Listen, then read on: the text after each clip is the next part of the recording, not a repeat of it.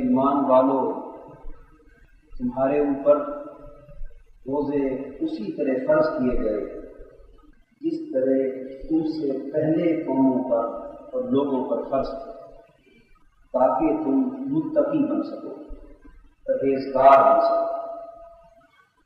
اس آیہ کریمہ میں جہاں روزوں کی فرضیت کا ذکر ہے، وہاں دو باتیں اور بھی نہایت وضاحت کے ساتھ سامنے آتی ہیں۔ ایک یہ کہ روزے صرف امت محمدی صلی اللہ علیہ وسلم پر ہی فرض نہیں کیے گئے، بلکہ یہ ایک ایسی عبادت ہے جو اس خیر الامم سے پہلے انبیاء اور رسل کی امتوں پر بھی فرض کیے گئے۔ تو یہ ایک ایسی عبادت ہے جو پہلی امتوں کے زمانے میں بھی قائم چلی آ رہی ہے۔ اور دوسری بات یہ واضح ہوتی ہے کہ روزے اللہ رب العزت نے اس لیے فرض فرمائے کہ ان کے ذریعے سے انسان اپنی شخصیت میں، اپنی سیرت میں تقویٰ اور پرہیزگاری پیدا کر سکے۔ روزوں کا مقصد تقویٰ اور پرہیزگاری کا پیدا کرنا ہے۔ روزے کو عربی زبان میں صوم کہا جاتا ہے۔ صوم لغوی معنی کے اعتبار سے باز رہنا اور رکنا کے معنی میں استعمال ہوتا ہے۔ کسی چیز سے باز رہنا، رکے رہنا، اسے عربی زبان میں صوم کہتے ہیں۔ اور صوم کی جمع ہے صیام، لیکن اصطلاح شرع میں صوم کی تعریف یہ ہے: الصوم هو الامساک عن الاکل والشرب والجماع نہارا بنیت الصوم،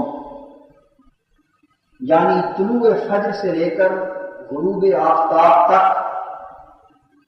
روزے کی نیت کے ساتھ کھانے پینے اور ازدواجی تعلقات کو قائم کرنے سے باز رہنے کا نام روزہ ہے۔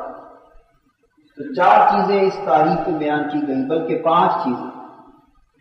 ایک یہ کہ روزے کے ضروری اجزاء میں سے کھانے سے باز رہنا، پینے سے باز رہنا، ازدواجی تعلقات کو اور اس انتفاع سے باز رہنا، اور پھر اس کی ڈیوریشن، کتنے عرصے تک، کس وقت سے کس وقت تک ان 3 چیزوں سے رکے رہنا۔ من طلوع الفجر الی غروب الشمس، فجر کے طلوع سے لے کر غروب آفتاب تک ان تینوں چیزوں سے رکے رہنا، اور بنیت الصوم، اور محض رکے رہنا نہیں بلکہ روزے کی نیت کے ساتھ رکے رہنا، اس امر کو صوم یا روزہ کہا جاتا ہے۔ تو اس تعریف سے یہ بات طے ہو گئی کہ نیت شرط روزہ۔ اگر آپ نے صبح سے شام تک کچھ نہ کھایا نہ پیا، ہر چیز سے رکے رہے جس چیز سے روزے نے آپ کو منع کیا تھا، لیکن روزے کی نیت نہ تھی، تو نیت کے بغیر صبح سے شام تک آپ کی بھوک اور پیاس روزہ قرار نہیں دی جا سکتی۔ تو پہلی بات تو یہ ذہن نشین ہو جانی چاہیے کہ نیت شرط روزہ ہے۔ بعض اعمال میں نیت شرط نہیں ہوتی، مثلا وضو اگر نیت کے بغیر بھی آپ کر لیں تو وضو ہو جاتا ہے۔ غسل ہے، طہارت، نیت کے بغیر بھی آپ غسل کرتے ہیں تو غسل طہارت ہو جاتا ہے۔ لیکن نماز ہے، روزہ ہے، زکوٰۃ ہے، یہ وہ عبادات ہیں کہ اگر ان کی نیت پہلے نہ کی گئی، ارادہ نہ ہو آپ کے ذہن اور آپ کے دل کا کہ میں یہ کام کر رہا ہوں، تو اس نیت کے غیر موجود ہونے کی صورت میں اگر وہ ظاہری عمل آپ نے کر بھی لیا تو وہ روزہ قرار نہیں پائے، وہ عبادت اس عبادت کی حیثیت سے مقبول نہ ہو۔ تو یہ تو تھی روزے کی تاریخ۔ اب اللہ رب العزت نے امت محمدی صلی اللہ علیہ وسلم پر رمضان المبارک کے پورے مہینے کے روزے فرض کیے، اور روزوں کا فرض ہونا ارکان اسلام میں سے، پہلا رکن توحید و رسالت کی شہادت تھا، دوسرا رکن نماز کا قائم کرنا ہے، تیسرا رکن رمضان المبارک کے روزے رکھنا ہے، چوتھا رکن زکوٰۃ ادا کرنا ہے، اور پانچواں رکن حج ادا کرنا ہے۔ تو ارکان اسلام میں سے ایک رکن روزہ ہے، جس کا معنی یہ ہے کہ روزے کی فرضیت کا انکار کر کے انسان کافر ہو جاتا ہے۔ رکن اسلام ہونے کا معنی یہ ہوا کہ کوئی شخص اگر روزے کو فرض نہ جانے تو وہ مطلقاً کافر ہو جاتا ہے۔ فرض سمجھ کر روزہ نہ رکھے تو یہ حرام ہے، فرض سمجھ کر روزہ نہ رکھنا یہ حرام ہے، اس سے آدمی فاسق و فاجر ہوتا ہے، خدا کے غیظ و غضب کا مستحق ہوتا ہے، عذاب آخرت کا مستحق ہوتا ہے۔ لیکن روزے کے فرض ہونے کا انکار کرنا، اس سے مطلقاً انسان دائرہ ایمان سے خارج ہو جاتا ہے۔ تو رمضان المبارک کے روزوں کا فرض ہونا رکن اسلام کے طور پر ہے۔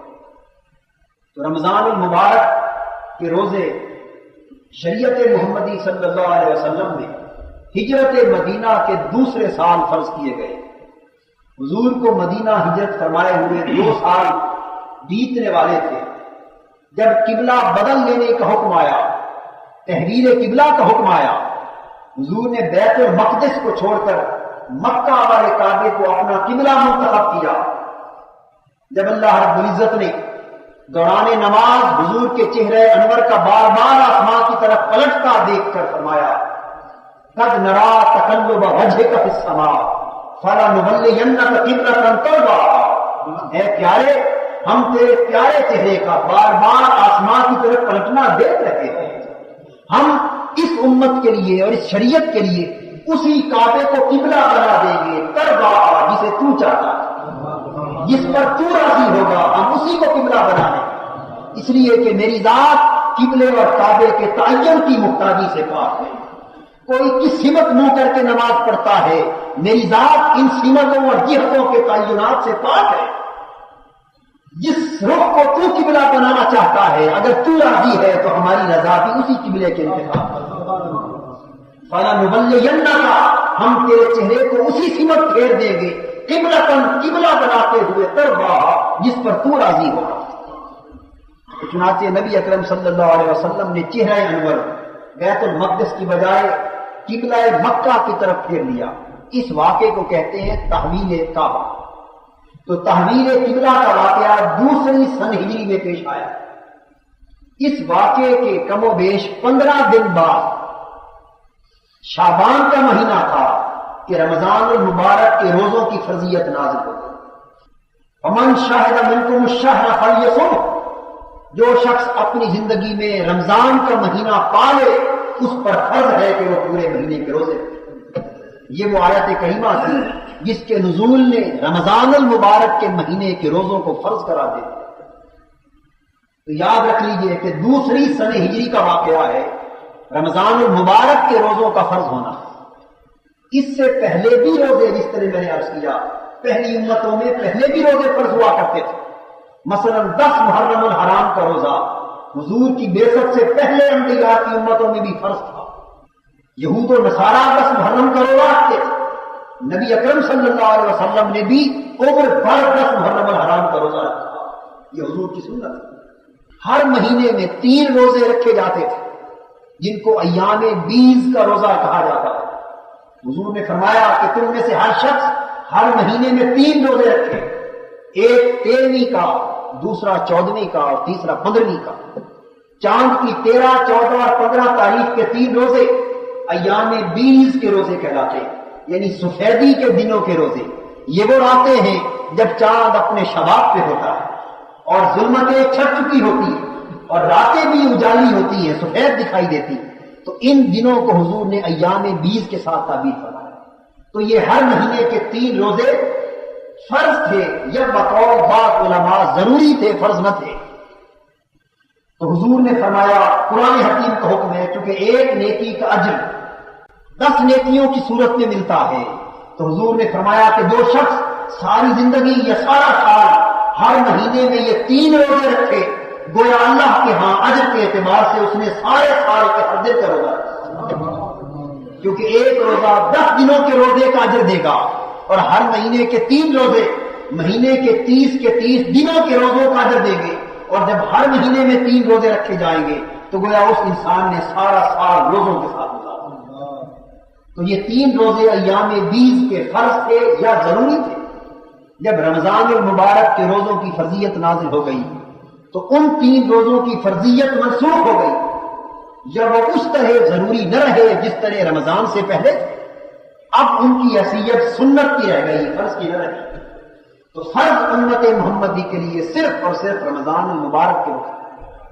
تو ارشاد فرمایا گیا، اے لوگو، اے اہل ایمان، اللہ نے تم پر رمضان کے اور تم پر ان روزوں کو اسی طرح فرض کیا ہے جس طرح تم سے پہلی امتوں پر فرض ہے، اور اس لیے فرض کیا ہے کہ تاکہ ان روزوں کی مدد سے تم تقویٰ اور پرہیزگاری کے زیور کو پا سکو، تم اپنی سیرتوں کو ناپاک رضائع اخلاق سے پاک کر سکو، اپنی سیرتوں کو، اپنے من کی دنیا کو، اپنے دل کی تختی کو گناہوں کی میل کچیل سے صاف کر سکو، تقویٰ اور پرہیزگاری کا نور اپنے اندر پیدا کر سکو۔ تو گویا روزہ انسانی سیرت کی باطنی میل کچیل کو ختم کر کے روحانیت اور نورانیت کے فیض کے ساتھ اس کی سیرت کو پر کر دیتا ہے۔ رمضان المبارک کی اپنی فضیلت مخصوص روزوں کے اعتبار سے یہ ہے کہ نبی اکرم صلی اللہ علیہ وسلم نے فرمایا، اذا دخل رمضان فتحت ابواب الرحمہ وغلقت ابواب النار وسلسلت الشیاطین۔ حضور نے فرمایا کہ جب رمضان کا مبارک مہینہ شروع ہوتا ہے تو جنت کے سارے دروازے کھول دیے جاتے ہیں، جہنم کے سارے دروازے بند کر دیے جاتے ہیں، اور شیطانوں کو زنجیروں میں جکڑ کر پابند کر دیا جاتا ہے۔ یہ 3 فیض ہیں رمضان المبارک کے مہینے کے۔ جنت کے سارے دروازوں کا کھول دیا جانا یہ معنی رکھتا ہے کہ اے بندے، اب میرا مبارک مہینہ رمضان آ گیا۔ اس رمضان کی برکتوں میں سے ایک برکت یہ ہے کہ ہم نے جنت کے سارے دروازے اس طرح کھول دیے ہیں کہ اب اس سارے مہینے کی فضائیں، اس سارے مہینے کا ماحول قدم قدم پر تیرا گریبان پکڑ کے تجھے اس عمل پہ آمادہ کرتا ہے جو عمل تجھے براہ راست جنت میں لے جانے کا باعث ہو۔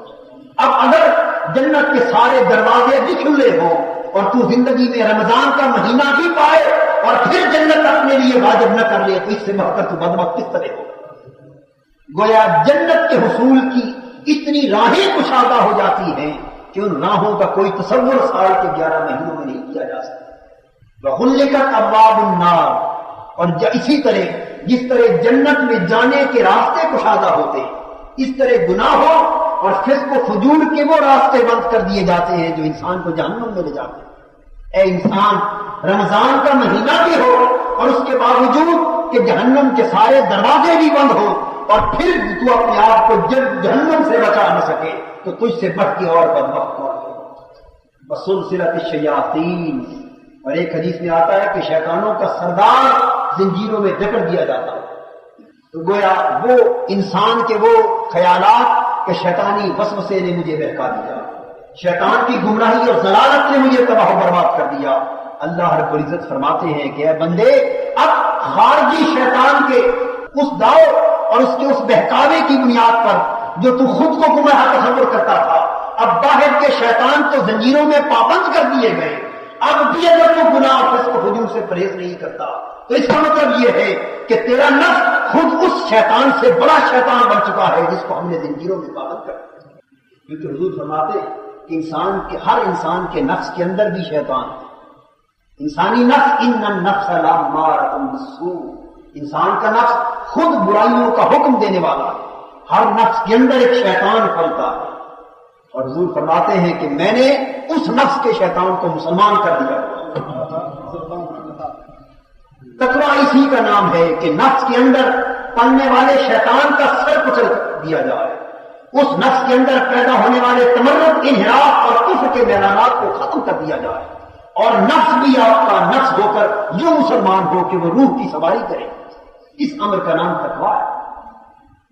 روزوں کا مقصد یہ بیان کیا گیا کہ وہ مسلسل اس مہینے میں برکتیں ہی برکتیں عطا کرتے ہیں۔ نبی اکرم صلی اللہ علیہ وسلم نے رمضان المبارک کے اسی مہینے کے ضمن میں ارشاد فرمایا، من قام رمضان ایمانا و احتسابا غفر له ما تقدم من ذنبه، کہ جس شخص نے رمضان المبارک میں من صام رمضان، رمضان المبارک کے پورے روزے رکھے، ایمانا و احتسابا، ایمان کے تحت اور اپنے نفس کا محاسبہ کرتے ہوئے، محض ایمان کی بنا پر، خدا کی رضا کی بنا پر، اور اپنے نفس کو برائیوں سے بچانے اور تقوی، نیکی اور روحانیت سے لبریز کرنے کی خاطر جس نے رمضان کے پورے روزے رکھے، قد غفر له ما تقدم من ذنبه، جو گناہ اس کی زندگی کے گزر چکے تھے خدا نے سارے کے سارے اپنے رحمت سے معاف کر دیے۔ فمن قام رمضان ایمانا واحتسابا غفر له ما تقدم من ذنبه، اور جس شخص نے رمضان کی راتوں میں کھڑے ہو کر خدا کی عبادت کی، نماز تراویح ادا کی اور خدا کا قرآن سنا، اگر اس کا یہ عمل بھی ایمان اور محاسبہ نفس کی بنا پر تھا تو اس کی بھی زندگی کے سارے گناہ معاف کر دیے۔ ومن قام لیلۃ القدر ایمانا واحتسابا غفر له ما تقدم من ذنبه، اور تیسری خوشخبری یہ سنائی کہ آخری عشرے میں ایک رات لیلۃ القدر کے نام سے بھی آنے والی ہے۔ جو شخص اس لیلۃ القدر کو پالے اور جس نے ایک رات لیلۃ القدر کی کچھ گھڑیوں میں قیام کیا اور خدا کی عبادت کی اور خدا کو منا لیا، اس کی بھی ساری زندگی کے گناہ معاف کر دیے گئے، اور اس کی حالت یہ ہو گئی کہ جس طرح ابھی وہ شخص اپنی ماں کے پیٹ سے پیدا ہو کے آیا۔ روزے رمضان مبارک کے علاوہ بھی ہیں، لیکن وہ نفلی روزے اور رمضان کے فرضی روزے۔ نبی اکرم صلی اللہ علیہ وسلم نے ارشاد فرمایا کہ من افطر صوما من رمضان من غیر رخصت ولا عذر فلا یقض له صوم الدہر ان کان صامہ، جس شخص نے جان بوجھ کر بغیر کسی شرعی عذر اور مجبوری کے رمضان المبارک کا ایک روزہ بھی قضا کر دیا۔ اب رمضان کے روزوں کی فضیلت پورے سال کے روزوں پر کتنی ہے اندازہ فرمائیے۔ حضور فرماتے ہیں جس شخص نے رمضان کے 30 روزوں میں سے جان بوجھ کر ایک روزہ قضا کر دیا اور اس کے بعد بے شک اس نے اس روزے کی قضا بھی رکھ لی اور ساری زندگی روزہ رکھتا رہے، تو عمر بھر کے روزے رمضان کے ایک روزے کا بدل نہیں بن سکتے۔ رمضان المبارک کی ایک ساتھ اپنے اعتبار سے اتنی برکتوں والی ہے کہ سال کے 11 مہینے کی ساعتیں گن کر روزے کے اعتبار سے رمضان کی ایک مقدس ساعت کا مقابلہ نہیں کر سکتے۔ اس لیے بعض لوگ عمدن غفلت کی بنا پر، آسائش اور تندہی کی بنا پر گرمیوں میں رمضان کے روزے چھوڑ دیتے اور پھر روزے چھوٹ جائیں تو قضا کی تو توفیق ہی نہیں ہوتی، اور کسی کو ہو بھی تو خیال کرتا ہے کہ چلو سردیوں میں رکھ لیں گے۔ ذہن میں یہ باور ہو جانا چاہیے کہ رمضان کا ایک روزہ چھوٹ گیا تو عمر بھر کے سارے روزے اس ایک روزے کا بدل اور قضا نہیں بن سکتے۔ قضا رکھنے سے فرض کی ادائیگی تو ہو جائے گی، لیکن جس فضیلت، جس برکت اور جس رحمت اور نعمت سے وہ محروم ہو گیا ایک روزے کے چھوڑنے کی بنا پر، اس برکت کا مداوع عمر بھر کے روزوں سے بھی نہیں ہو سکتا۔ حاضرین محترم، یہ تو رمضان المبارک کی فضیلت کی بات تھی۔ اب آئیے اس امر پہ غور کریں کہ روزہ فرض کیوں کیا گیا؟ کیا خدا کی ذات کو یہ مطلوب ہے کہ آپ صبح سے شام تک کھانے پینے سے باز رہیں، اور آپ کی بھوک اور پیاس سے کیا خدا کی خدائی میں کوئی فرق پڑتا ہے؟ آپ کی بھوک اور پیاس سے کیا خدا کی بزرگی، اس کی بلندی اور اس کی عظمت اور جبروت میں کوئی اضافہ ہوتا ہے؟ یا آپ اگر صبح سے شام تک بھوکے پیاسے نہ رہیں تو خدا کی عظمت اور جبروت میں کوئی کمی واقع ہوتی؟ ہرگز نہیں۔ نہ خدا کو کوئی منفعت مقصود ہے اور نہ بھوک اور پیاس فی نفس سے ہی اللہ رب العزت آپ کو اس میں مبتلا رکھنا چاہتے ہیں، بلکہ روزہ تو اس لیے فرض کیا گیا کہ اس کے حوالے سے کچھ مقصد بیان کیے گئے، اس روزے کے ذریعے کچھ مقصد کو حاصل کرنا مطلوب ہے۔ تو روزہ ایک ذریعہ ہے اور اللہ رب العزت اس ذریعے سے ایک اعلیٰ مقصد آپ کو عطا کرنا چاہتے ہیں۔ مقصد اور ذریعے کا جو باہمی تعلق ہے، اس کو آپ یوں سمجھیں کہ جس طرح دولت، پیسہ، سرمایہ یہ ذریعہ ہے زندگی میں آسائش اور آرام کو پانے کا، تو اگر آپ نے دولت کو محض ذریعہ سمجھا، آسائش اور آرام کو مقصد سمجھا، تو دولت یقیناً آپ کو آسائش اور آرام دے گی۔ لیکن اگر کسی بد نصیب نے دولت کو بجائے خود اپنا مقصد بنا لیا، بجائے خود اپنی زندگی کا مقصود و مطلوب بنا لیا اور اصل مقصد نظر سے اوجھل ہو گیا، تو پھر کروڑوں اور اربوں روپے حاصل کر لینے کے باوجود وہ دولت اسے آرام، سکون اور آسائش عطا نہ کر سکے۔ کیوں کہ اگر اس دولت کو ذریعہ سمجھا ہوتا تو آسائش اور سکون بھی میسر ہوتا، لیکن بجائے ذریعے کے دولت کو مقصد بنا لینے سے اس کی حفاظت بھی گئی اور اصل مقصد کے حصول سے بھی انسان محروم رہا۔ بالکل اسی طرح روزہ چونکہ صبح سے شام تک بھوکے پیاسے رہنے کا نام، اسی نیت کے ساتھ اگر اس بھوک اور پیاس کو بجائے خود مقصد سمجھ لیا آپ نے اور وہ عظیم مقصد آپ کی نظر سے اوجھل ہو گیا جس کے لیے روزہ فرض کیا گیا تھا، تو بھوک اور پیاس کے سوا آپ کے کھاتے میں اور کچھ نہیں۔ اس لیے سمجھنا یہ مطلوب ہے کہ روزے کیوں فرض کیے گئے۔ قرآن حکیم اس کا پہلا جواب تو یہ دیتا ہے کہ لعلکم تتقون، کہ روزے اس واسطے فرض کیے گئے کہ ان روزوں کے ذریعے سے انسانوں تم میں تقویٰ پیدا ہو سکے۔ تو روزے کی فرضیت کی پہلی حکمت اور پہلی مصلحت خدا کے ہاں تو انسانوں میں تقویٰ پیدا کرنا ہے۔ تقویٰ کہتے ہیں محرمات سے پرہیز کرنے کو، تقویٰ بچنے کا نام ہے۔ لغت میں تقویٰ کسے کہتے ہیں؟ بچنے کو۔ کس چیز سے بچنا؟ ہر وہ شے جو گناہ کا باعث ہو اس سے بچنے کا نام تقویٰ ہے۔ ہر وہ چیز جو عذاب آخرت کا باعث ہو، جو خدا کے غضب کا باعث ہو، اس سے بچنے کا نام تقویٰ ہے۔ اور وہ چیز کیا ہے جو خدا کے غضب کا باعث بنتی، جو عذاب آخرت کا باعث بنتی؟ ہر وہ چیز جس کو خدا نے حرام قرار دیا، جس سے خدا اور خدا کے رسول نے آپ کو منع کیا، منع کی ہوئی چیزوں سے بچنے کا نام تقویٰ ہے۔ تو تقویٰ کا مفہوم ذہن نشین کر لینے کے بعد اب روزے کے مقصد کو سمجھنے کی کوشش کیجیے۔ قرآن کہتا ہے کتب علیکم الصیام کما کتب علی الذین من قبلکم لعلکم تتقون، کہ روزے اس لیے فرض کیے گئے تاکہ تم تقویٰ والے بن سکو، یعنی تاکہ تم بچ سکو۔ تو تقویٰ تھا حرام چیزوں سے بچنے کا نام، اور روزہ تو خود حلال چیزوں سے بچنے کی تعلیم دے رہا ہے۔ کھانا حلال ہے، پینا حلال ہے، ازدواجی تعلق آپ کے لیے حلال ہے، تو قربان جائیں روزے کی فلسفے کی اس عظمت پر کہ کس حد تک تقویٰ آپ کی سیرت اور کردار میں پیدا ہوگا روزے کے ذریعے، کہ عام زندگی میں تو انسان حلال چیزوں کو کر لیتا ہے اور اگر نیکی پر گامزن ہو تو حرام چیزوں سے بچا رہتا ہے، لیکن یہ معمول سال کے 11 مہینوں کا ہے کہ انسان حلال کھائے اور حلال کرے، حرام کھانے سے بھی بچے اور حرام کرنے سے بھی بچے۔ لیکن خدا کی ذات محنت اور مشقت کے اس بلند مقام پر انسان کو فائز کرنا چاہتی ہے کہ اے انسان سال بھر تو تو حرام چیزوں سے بچتا رہا، اگر تجھے توفیق ہوئی اور حلال کام کرتا رہا، لیکن ایک مہینہ تو ہماری خاطر اس حد تک قربانی دے کہ وہ چیزیں جو تیرے لیے حلال ہیں ہماری رضا پر، ہمارے کہنے پر ذرا وہ بھی چھوڑ کے دے۔ کھانا حلال تھا، روزے نے اس حلال سے بھی آپ کو منع کر دیا۔ پینا حلال تھا، روزے نے اس پینے سے بھی آپ کو منع کر دیا۔ معاشرت اور ازدواجی تعلق یہ حلال تھا، روزے نے اس استفادے سے بھی آپ کو منع کر دیا۔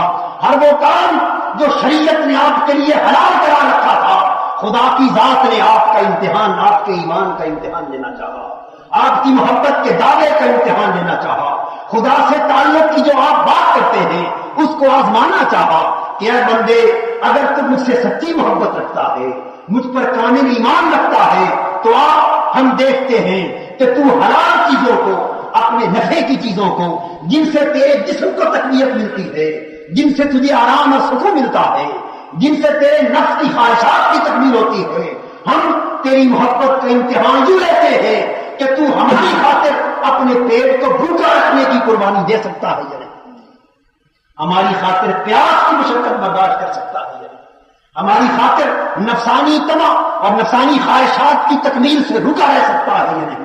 تو جو انسان خدا کی رضا کے لیے اور خدا کی محبت میں جس نے حلال چیزوں کو چھوڑ دیا، اس سے یہ کس طرح توقع کی جا سکتی ہے کہ وہ حرام کام کرے؟ تو روزہ تقویٰ کا باعث یوں ہوتا ہے کہ جس انسان کو بلند مشقت کا عادی کر دیا جائے، چھوٹی مشقت ہے تو اس کے لیے بہت آسان ہو جاتی ہے۔ جو شخص ہر روز 5 میل پیدل چلنے کا عادی ہو، اس کے لیے 1.5 میل کی مسافت چلنا کوئی دشوار نہیں ہے۔ جو شخص 5 من وزن اٹھانے کا عادی بنا دیا جائے، اس کے لیے سیروں کے اعتبار سے وزن اٹھانا کوئی تکلیف کا باعث نہیں رہتا۔ اللہ رب العزت نے کتنی منطقی اور کتنی نیچرل انداز کے ساتھ، قدرتی انداز کے ساتھ تقویٰ کی مشق کروائی ہے، آپ کو تقویٰ کی محنت میں سے گزارا ہے کہ اے انسان، تقویٰ کے مقام پر فائز کرنے کے لیے کہ تو حرام سے بچا رہے، مشقت نے اس مقام پر فائز کر دیا کہ تو حلال سے بھی اپنے آپ کو بچا رہے۔ تو جو انسان خدا کی رضا کے لیے اپنے آپ کو حلال سے بچا سکتا ہے، وہ خدا کی رضا کے لیے حرام کا مرتکب کیوں کرو؟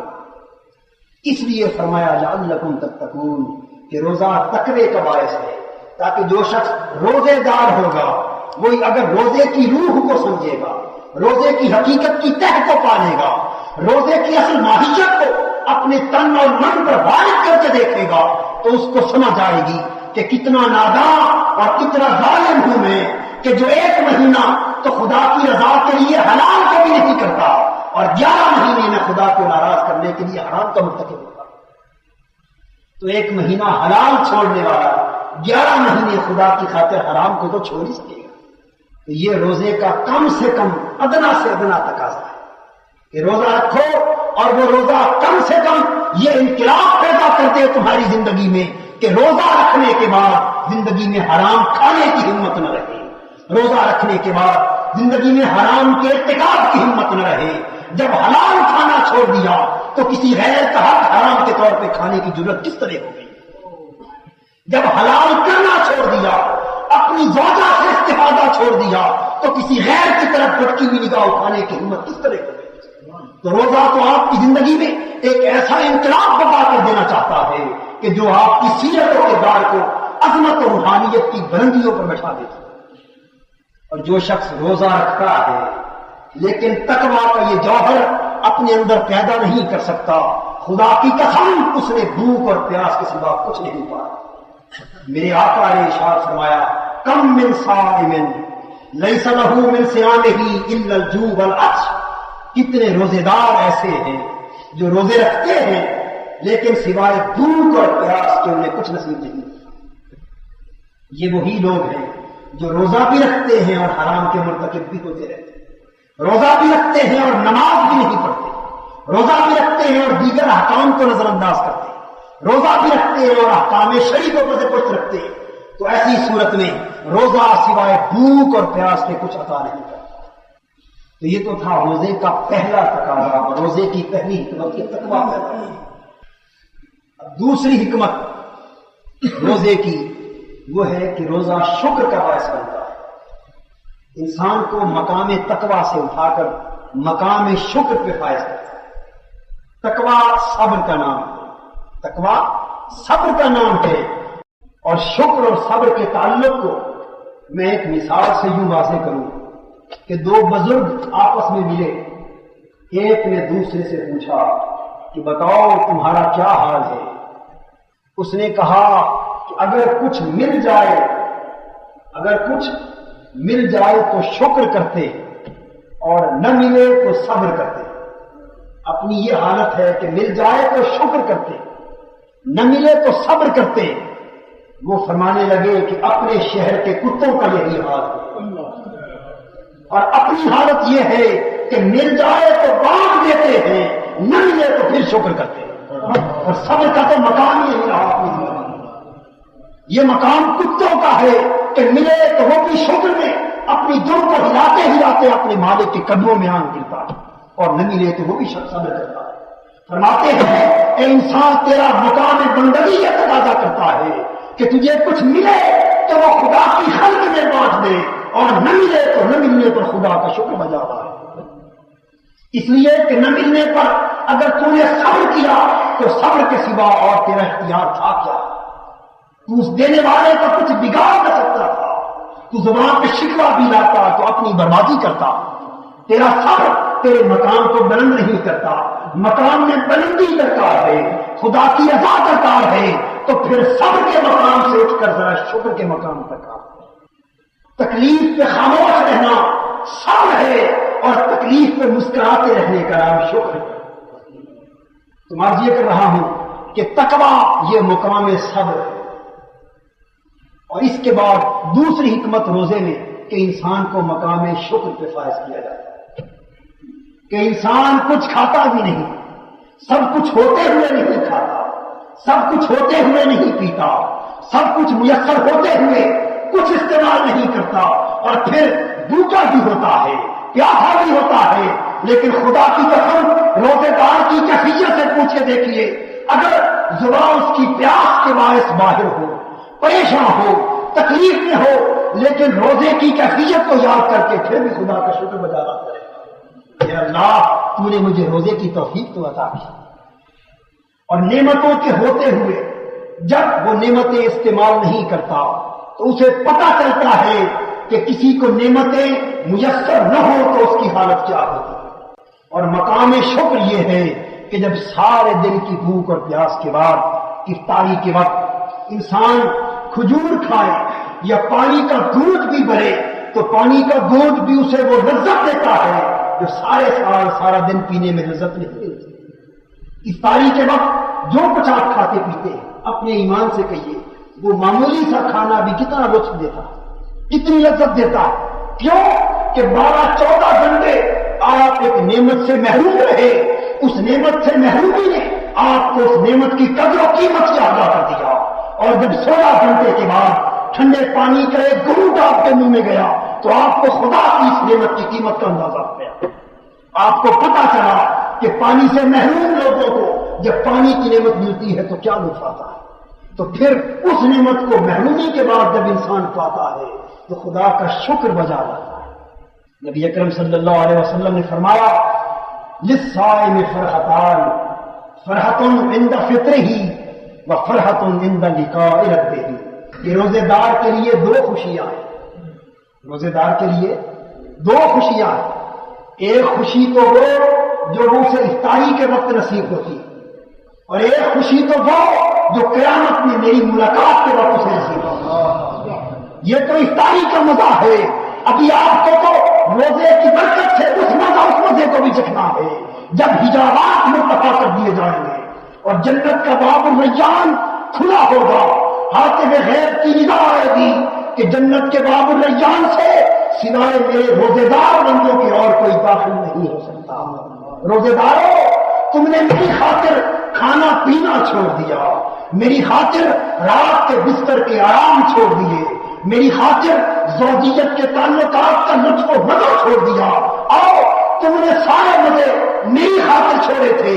آج میں تمہیں وہ مزہ عطا کرتا ہوں کہ جس مزے کا کوئی قدر پوری کائنات کی قیمت میں نہیں ہے. اور وہ مزہ کیا ہے؟ پردے اٹھا دیے جائیں گے اور روزے دار بلا حجاب حسن جمال ایک کی قدر مشاہدہ کرے گا تو پوری جنت کے لوگ پکار پکار اٹھیں گے کہ اے خدا، کاش اس نعمت سے ہم کو بھی بہتر کیا. خدا کا دیدار وہ لذت ہے کہ جو شہید کو نصیب ہوتی ہے. جتنی بڑی نعمت کا مزہ ہے کہ جان قربان کر کے لوگ حاصل کرتے ہیں، اور یہ صرف ایک روزے کی برکت سے حاصل ہوئے.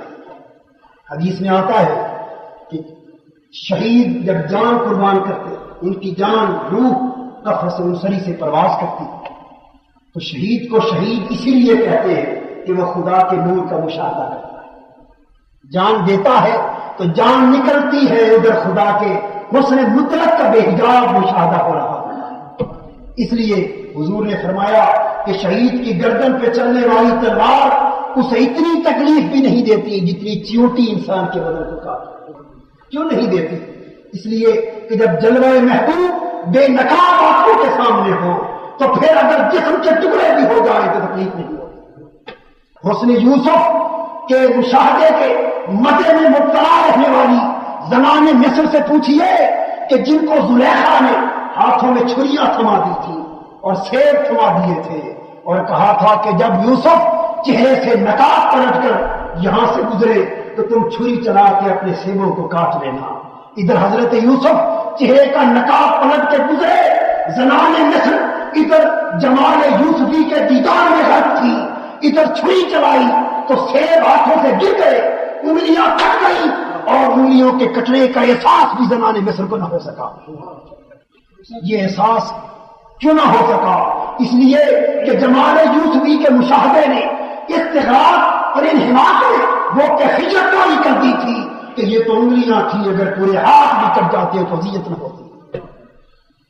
اور کسی شاعر نے حسن یوسف کا موازنہ جمال مصطفی سے کرتے ہوئے یہ کہا کہ وہ تو زنان مصر تھی جنہوں نے چہرے یوسف کے دیدار میں انگلیاں کاٹ دی، اور اے جمال مصطفی تیرے پروانوں نے تجھے دیکھ کر اپنی جانیں قربان کی، اور انہیں احساس نہ ہوا۔ تو جب خدا کا دیدار ہوتا ہے تو تلواروں کے چلنے کا احساس نہیں ہوتا۔ حدیث میں آتا ہے کہ شہید جب جنت میں جائیں انہیں بے پایہ نعمتیں عطا کی جائیں، نعمتیں اور رحمتیں نچھاور ہو رہی ہوں، بے تو حساب نعمتیں ہوں، وہ نعمتیں جن کا انسان تصور بھی نہیں کر سکتا، وہ جنت میں میسر ہوگی، یہاں تک کہ جو کچھ آپ کے نفس میں خواہش آئے گی وہی آپ کو مل جائے گا۔ ایک روز اللہ تعالیٰ فرمائیں گے کہ اے جنتیو بتاؤ میری نعمتوں میں کوئی کمی تو نہیں، جو کچھ چاہتے ہو تمہیں میری جنت میں ملتا ہے یا نہیں ملتا؟ عام جنتی جنہوں نے دیدار محبوب کا مزہ نہیں چکھا وہ تو خوش ہوں گے کہ اللہ سب کچھ تیری جنت میں ملتا ہے، تیرا شکر ہے، لیکن شہید کچھ پریشان اور اداس لگ رہے ہو، خدا کی ذات پوچھے گی کہ شہیدو تم کیوں اداس ہو؟ کیا میری نعمتوں اور رحمتوں میں کوئی کمی؟ عرض کریں گے کہ نہیں اللہ، تیری نعمتوں کا کوئی حد و حساب نہیں، ہر نعمت ہمیں میسر ہے، ہر لذت میسر ہے سوائے ایک لذت کے، وہ لذت جب تلوار کے در میں چلی تھی اور روح نے کفت انسری سے پرواز کیا تھا تو جو لطف شہید ہوتے وقت تیرے دیدار کی لذت میں آیا تھا وہ تیری ساری جنت کی نعمتوں میں نہیں ملتا۔ ہمیں پھر سے دنیا میں بھیج، تیرے دین کے حجاب کی خاطر، تیرے حبیب کے کلمے کو بلند کرنے کی خاطر، تیری محبت اور تیری رضا میں پھر جہاد کرے، پھر گردنیں کٹے، تیرا دیدار ہو اور اس لذت سے پھر متمتع ہو۔ اللہ ہمیں وہ لذت نصیب نہیں جو تیرے دیدار کی میسر آئی تھی، باقی سب کچھ میسر۔ خوش نصیبوں شہید بھی جنت میں جا کر شہادت والی دیدار جلوے محبوب کی لذت کو ترسیں گے، لیکن خوش نصیب ہے وہ روزے دار جو زندگی میں روزے اہتمام سے رکھتے ہیں، ایمان و احتساب سے رکھتے ہیں۔ ارشاد فرمایا گیا کہ قیامت اور جنت کے دن ان روزے داروں کو کہ جنہوں نے اپنا سارا مزہ میری خاطر قربان کر دیا تھا وہ میرے بے حجاب دیدار کی لذت سے متوجہ ہیں۔ کتنی بڑی نعمت ہے دیدار عزت کی، وہ روزے داروں کو نصیب ہو روزے کی بنا۔ اس لیے جب روزے دار ان نعمتوں کی طرف توجہ کرتا ہے تو وہ برملا شکر کا کلمہ زبان پہ آتا ہے کہ اللہ تیرا شکر ہے تو نے اپنے دیدار کی لذت کتنی معمولی سی قربانی کے نتیجے میں عطا ہے۔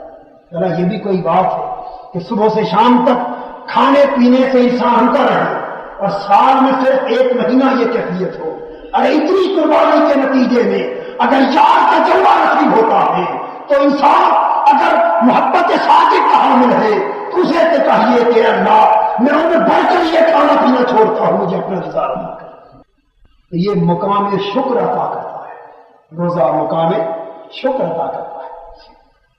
اس کے بعد تیسری حکمت اور تیسرا تقاضا روزے کا وہ ایثار اور قربانی۔ اللہ تبارک و تعالیٰ فرماتے کہ تمہارا بھوکا پیاسا رہنا مجھے مقصود نہیں، لیکن ان مشقتوں سے اس لیے گزارا جاتا ہے تاکہ انسان دوسرے دکھی انسانوں کے دکھ درد سے آگاہ ہو سکے۔ جس شخص نے عمر بھر کبھی سر درد کی شدت کا ابتلا ہی نہ دیکھا ہو اسے کیا خبر کہ درد سر میں مبتلا لوگوں کی حالت کیا ہو۔ جس نے درد گردہ کی شدت نہیں دیکھی وہ درد گردہ کی شدت کی کیفیت کا اندازہ کس طرح کر سکتا۔ جس نے عمر بھر کیلا یا سیب جیسا کوئی لذیذ پھل نہیں چکھا وہ سارے بیانات اور تفصیلات سننے کے باوجود اس کے ذائقے کی لذت محسوس نہیں کر سکتا۔ احساس دراصل کسی کیفیت سے خود گزر کر ہوتا ہے۔ جب تک کوئی شخص اس کیفیت سے خود نہ گزرا ہو اسے اس کیفیت کا صحیح اندازہ کبھی بھی نہیں ہو سکتا۔ اللہ رب العزت نے روزے اس لیے فرض کیے کہ وہ لوگ بھی ہیں جنہیں عمر بھر فقر اور فاقے کی کیفیت کا تصور ہی نہیں گزرا، اور وہ لوگ بھی ہیں جو عمر بھر فقر، پیاس اور بھوک اور غربت کی حالت سے کبھی نجات ہی نہیں پائے۔ تو اللہ رب العزت نے ہر ایک کو یکساں کیفیت میں مبتلا کر دیا کہ تو بھی گرمیوں کے دن ہو، صبح سے شام تک روزہ رکھے، بھوکا پیاسا رہے اور اپنے آپ کو ان نعمتوں سے محروم کرے، اور شام کو تجھے پانی کا گھونٹ ملے تو تو کس طرح لپکتا ہے، تجھے کھانے کی کوئی معمولی سی چیز ملے تو کس طرح لپکتا ہے۔ انسان کو خود بھوک اور پیاس کی کیفیت میں مبتلا کر کے دراصل اس کے دل کو درد مند بنا دیا، اس کے دل کو دکھ، پیاس اور بھوک کی کیفیت سے آشنا کر دیا کہ انسان بھوک اور پیاس کی کیفیت نے جس ابتلا میں تجھے مبتلا کیا ہے اس کا اندازہ کر اور پھر دیکھ کہ خدا کی کتنی مخلوق ہے جو مستقل طور پہ نعمتوں سے محروم ہے۔ تو اس کیفیت کا خود اندازہ کرنے کے بعد انسان کے دل میں دکھی انسانیت کا درد پیدا ہوتا ہے، دکھی انسانیت کے لیے ہمدردی اور بہی خواہی پیدا ہوتی ہے، فقر و افلاس میں مبتلا آدمیت کے لیے دل میں درد اور طاقت پیدا ہوتی ہے۔ اور اگر روزوں کے اس مشق اور مرحلے سے گزرنے کے باوجود بھی انسان کا دل پسیجنے نہ پائے، اس کا دل رکت سے خالی رہے، خدا کی مخلوق کے لیے درد مند نہ ہو سکے، تو وہ یہ باور کر لے کہ اس کے روزوں نے بھوک اور پیاس کے سوا اسے کچھ نہیں ملا۔ سچے روزے یہی ہیں کہ وہ روزوں کی کیفیت تجھے محروم لوگوں کی کیفیت سے آشنا کر دے۔ نبی اکرم صلی اللہ علیہ وسلم کا ایک معروف واقعہ غزوہ احزاب کا ہے۔ صحابہ کرام بھوک کی شدت میں مبتلا تھے، حضور صلی اللہ علیہ وسلم کی بارگاہ میں آئے، وہ کہتے ہیں رفعنا عن حجر حجر، ہم نے اپنے پیٹوں سے کپڑا اٹھایا اور ہر ایک کے پیٹ پر بھوک کی شدت سے بچنے کے لیے ایک ایک پتھر ڈالا ہوا۔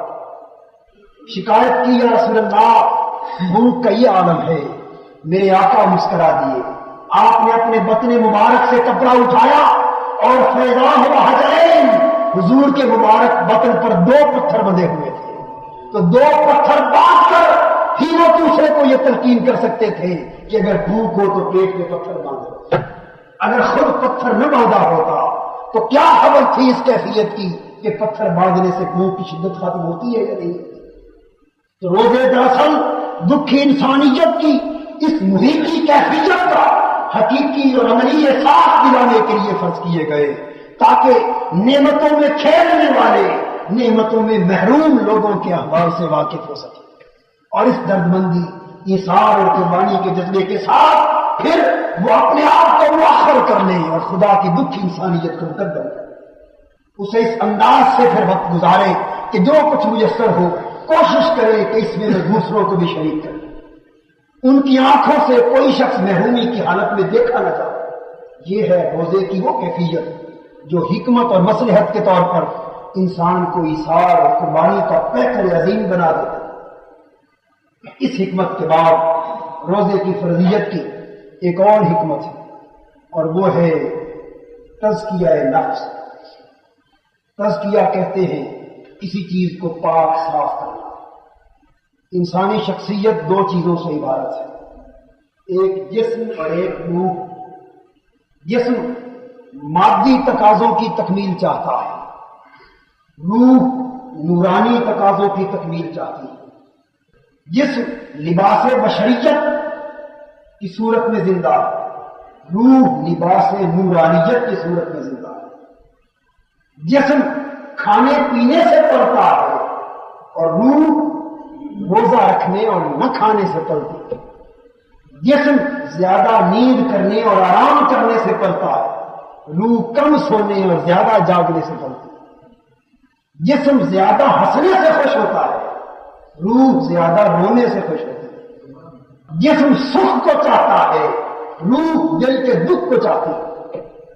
جسم لذتوں کو چاہتا ہے، روح ظاہری دکھوں اور تکلیفوں کو چاہتی ہے۔ اس لیے اقبال کہتے ہیں کہ اگر دل ٹوٹا ہو تو وہ خدا کی ذات کا بسیرا ہوتا ہے۔ سیدنا غوث الاعظم شیخ عبد القادر جیلانی علیہ رحمت فرماتے کہ مجھے القاء کیا گیا کہ عبد القادر تو میرے بندوں کو بتا دے کہ اگر خدا کی دعوت کرنا چاہتے ہو تو فقیروں اور درویشوں کی دعوت کیا کرو کہ میں اکثر انہی کے گھر مہمان ہوا کرتا۔ اور بتا دے میرے بندوں کو کہ اگر خدا سے دوستی چاہتے ہو تو ان لوگوں سے دوستی کر لو جو حوالے زمانہ کی وجہ سے شکستہ دل ہے، جن کے دل محبت اور فقر کی آگ میں جل چکے ہیں، کیونکہ میرا بسیرا مجھے نہ عرش سما سکتا ہے، نہ آسمانوں اور زمینوں کی وسعتیں سما سکتی ہے، نہ فضاؤں کی وسعتیں سما سکتی ہے، نہ سمندروں کی وسعتیں سما سکتی ہے، لیکن میں اگر سما سکتا ہوں تو ٹوٹے دلوں مومن کے ٹوٹے دل میں سما سکتا ہوں۔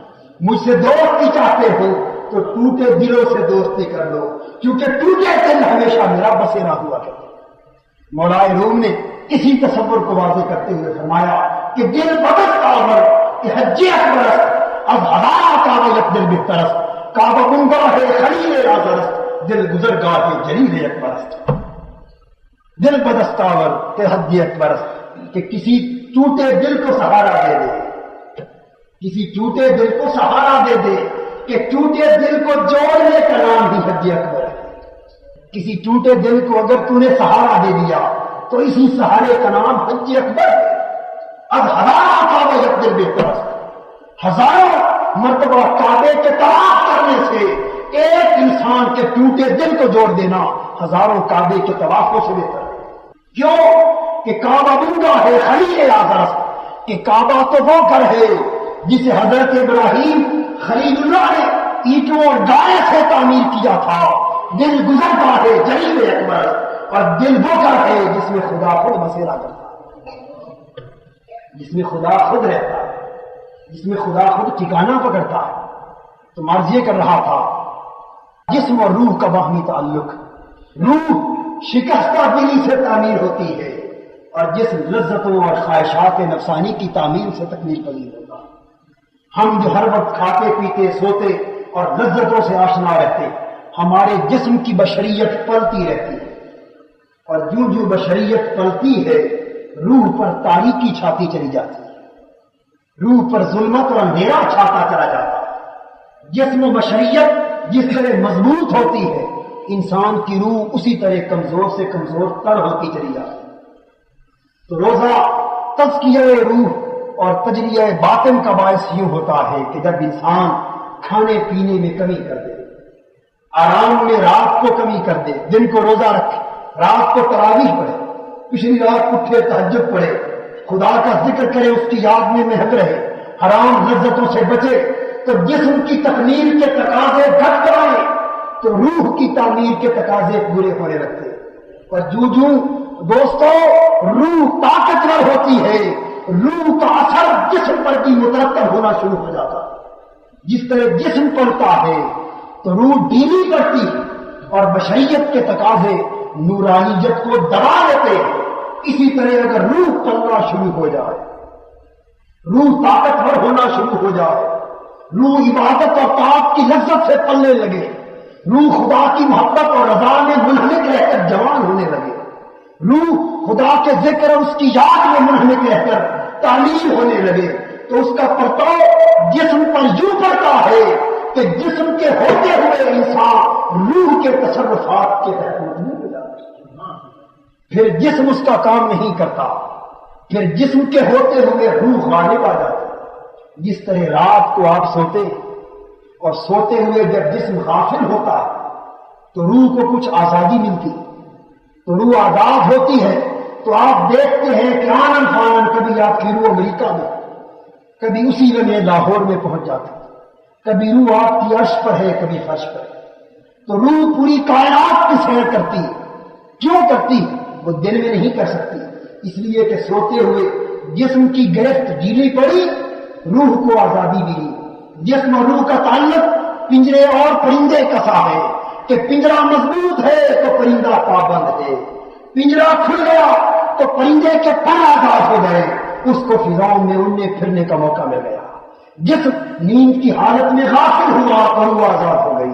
لیکن روزہ اتنی بڑی نعمت ہے انسان پر خدا کی ذات کی طرف سے کہ بیداری کی حالت میں یہ جسم کے پنجرے کو غافل کر دیتا ہے، اور جب جسم اور بشریت کا پنجرا غافل ہوا تو روح کا پرندہ جان ہو کر اڑنا شروع کرتا ہے۔ تو جس طرح رات کی نیند میں آپ کی روح بیکوا کروڑوں مقامات کا سفر طے کر سکتی تھی، وہ مردان حق جنہوں نے روزے کی مشقتیں برداشت کر کے، روزے کی محنتیں برداشت کر کے، تزکیہ اور تجلیہ کر کے اپنے جسم کو، اپنی بشریت کو کمزور کر لیا اور روح کو زندگی میں ہی زندہ اور طاقتور کر لیا، ان کی روحانیت کا یہ عالم ہوتا ہے کہ وہ جاگتے ہوئے ان کی روح جب توجہ کرتی ہے تو ایک لمحے میں کروڑوں میلوں کی مسافت طے کر جاتے ہیں۔ پھر ان کے لیے زمانے کے قرب و بعد کی وسعتیں کوئی حقیقت نہیں رکھتی، پھر ان کے لیے مکان کے وجود کوئی حقیقت نہیں رکھتی، پھر وہ عاصف بن برخیہ کی مانند جس کی روح قفس بشریت سے آزاد ہو چکی ہو، وہ اگر چاہے تو حضرت سلیمان کی آنکھ چمکنے سے پہلے اسی روح کی طاقت کے ساتھ 900 میل کا سفر طے کر لے، اور اگر وہ روح چاہے تو حضرت بلال کی مانند معراج کی شب نفل پڑھنے کے لیے گھر سے اٹھ کر مسجد کی طرف جائے، لیکن اس کے قدموں کی آہٹ میرے مصطفیٰ کو جنت میں سنائی دے۔ یہ سب کچھ روح کے طاقتور ہونے کا صلہ ہے، اور وہ اولیاء کرام جن کے بارے میں یہ منقول ہے کہ وہ بسا اوقات ایک وقت میں 40 مقامات پہ چلے جاتے ہیں۔ سیدنا غوث اعظم شیخ عبد القادر جیلانی کی خدمت میں ایک شخص نے عرض کیا کہ حضرت آج روزہ میرے ہاں افطار ہے، آپ نے دعوت قبول فرما دی۔ دوسرے نے، تیسرے نے، چوتھے نے، 40 آدمیوں نے عرض کیا، ہر ایک کی دعوت قبول ہو گئی۔ دوسرے دن 40 کے 40 آدمی مسجد میں آئے اور فخر کے ساتھ تحدیث نعمت کے طور پہ کہنے لگے کہ الحمدللہ کل شام کو حضرت نے روزہ میرے گھر افطار کیا۔ دوسرے نے کہا غلط بیانی کیوں کرتے، آپ نے تو افطاری میرے گھر کی۔ تیسرے نے کہا کیوں غلط بولتے ہو، افطاری میرے گھر کی۔ اتنے میں آپ کے صاحبزادے آئے، فرمایا کہ جھگڑا ختم کرو، آپ کو افطاری اپنے گھر میں کر رہے۔ تو روح جب طاقتور ہوتی ہے تو پھر جسم قفس انسانی اس کا کمزور ہوتا ہے، اور روح پھر بیک وقت اگر چاہے تو لاکھوں مرتبہ جسم کی صورت اپنا سکتے۔ اس کو جسم مثالی کہتے ہیں۔ کیا کہتے ہیں؟ جسم مثالی۔ جس طرح فرشتے بشری جسم نہیں رکھتے، فرشتے بشری جسم نہیں رکھتے، لیکن حضرت مریم کے پاس جبرائیل امین بشری جسم کے ساتھ آئے۔ ارسلنا الیہا روحنا فتمثل لہا بشرا سویا، ہم نے حضرت مریم کے پاس اپنی روح کو، جبرائیل کو بھیجا، پورا بشر بنا کر۔ حضور کی خدمت میں جبرائیل بشری انسانی صورت میں آتے تھے، تو یہ جسم جو اپنا کر آتے تھے، یہ جسم ان کا اصلی جسم نہ ہوتا تھا، کیونکہ اصلاً تو وہ نور کے تھے، اور اس جسم کو کہتے ہیں جسم مثالی۔ کیا کہتے ہیں؟ جسم مثالی۔ جس طرح جن ہے، جن دکھائی نہیں دیتے، لیکن یہ ایک مسلمہ عقیدہ ہے اسلام کا کہ جس شکل میں چاہے جن متمثل ہو کے آ سکتے، انسانی شکل میں، جانور کی شکل میں، درخت کی شکل میں۔ تو اس کو تمثل اجسام کہتے ہیں، یعنی روح کوئی جسم کی صورت اپنا لیتی۔ تو اس طرح جب روح آزاد اور طاقتور ہو جائے تو یہ جسم ان کے لیے پھر کوئی حقیقت نہیں رکھتا۔ وہ روح جس طرح متوجہ ہوتی ہے، چاہے تو کروڑوں قسموں کی شکلوں کو اپنا لے، ایک لمحے میں شرق سے غرب تک کا سفر طے کر لے، ایک لمحے میں شمال سے جنوب تک کا سفر طے کر لے، وہ چاہے تو ایک لمحے میں الحمد سے والناس تک قرآن کی تلاوت کر لے۔ حضرت علی کے بارے میں منقول ہے کہ آپ اپنے گھوڑے پر سوار ہوتے ہوئے پالان پہ پہلا قدم رکھتے تو الحمد سے قرآن کو شروع کرتے، اور دوسرے پالان میں قدم رکھنے سے پہلے قرآن کی تلاوت ختم ہوتا تھا۔ ملا علی قاری نے میقات کے اندر بیان کیا، اور محدثین اسے تبادل کے ساتھ بیان کرتے چلے آئے۔ ملا علی قاری فرماتے ہیں کہ ایک بزرگ ایسے تھے کہ وہ تلاش قرآن کا خانہ کعبہ کو شروع کرتے، حتیم سے چل کر الحمد شروع کرتے، اور ایک پہلا چکر ختم کرنے سے پہلے قرآن کو ختم کر دیتے۔ اور ایک بزرگ ان کے ساتھ ایسے تھے جو اہم سے بناس تک ان کا پڑھا ہوا پورا قرآن سن بھی تھے. یہ سب کچھ کیا تھا؟ یہ جسم کی طاقتیں نہیں ہیں، یہ اس روح کی طاقت ہے جس روح کو ہم نے بشریت کو طاقتور بنا کر کمزور کر دیا، مردہ کر دیا. روح کی صورتوں میں اگر جسم کی بشریت کمزور ہو، روح کی نورانیت طاقت پکڑ جائے تو خدا کی قسم جو حالت نیند میں یا مرنے کے بعد روح کو آزادی کی میسر آتی ہے، اہل حق اپنی زندگی میں بیداری کے وقت بھی چاہے تو روح کے تصرفات کو بحال کر دیتے. یہ سب کچھ روزہ اس راستے کی پہلی کڑی ہے. اور حالت تو یہاں تک پہنچ جاتی ہے کہ روح چونکہ نوری شے ہے، اس کا سایہ نہیں ہے، جسم مادی چیز ہے، اس کا سایہ ہے. بعض اولیاء عرفاء تو انہوں نے کثرت کے ساتھ روزے رکھ رکھ کر روح کو اتنا طاقتور کر لیا کہ روح کے اثر سے ان کے جسم کا سایہ بھی غائب ہو گیا. تو یہ تزکیہ نفس ہے اور روح کو طاقتور کرنے کی ایک صورت ہے. تو حاضرین محترم، روزے کی چند حکمتیں، چند مصلحتیں اور اس کی چند برکات اور فوائد کا ذکر ہو سکا. بقیہ گفتگو انشاءاللہ تعالی آئندہ جمعہ کے موقع پر ہوگی. وما علینا الا البلاغ.